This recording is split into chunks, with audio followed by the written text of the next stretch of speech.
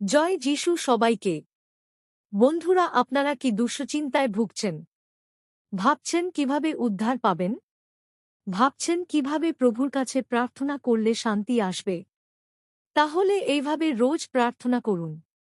আর বিশ্বাস করুন যে প্রভু আপনার প্রার্থনা শুনছেন আর তা পূর্ণ করছেন। দেখুন কিভাবে আপনার জীবন পাল্টে যায়। আসুন প্রার্থনা করি।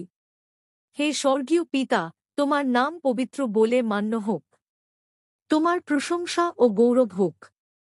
আর তোমার মহিমা সারা বিশ্ব দেখুক।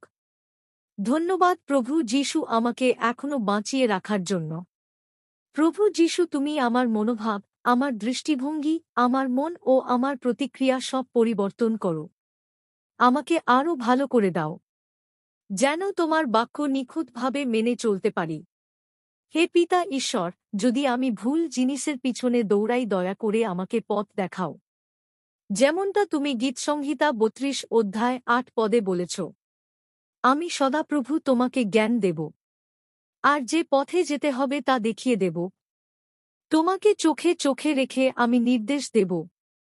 হে পিতা ঈশ্বর, আমাকে সেই জিনিসগুলোর কাছাকাছি নিয়ে যাও যা আমার জন্য নির্ধারিত।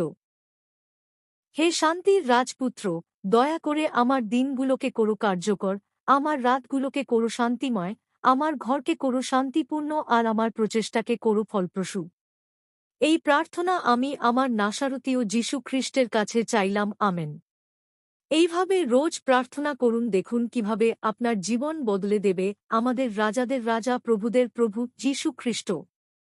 পিতা ও পুত্রের মহিমা হোক। হালেলুয়া।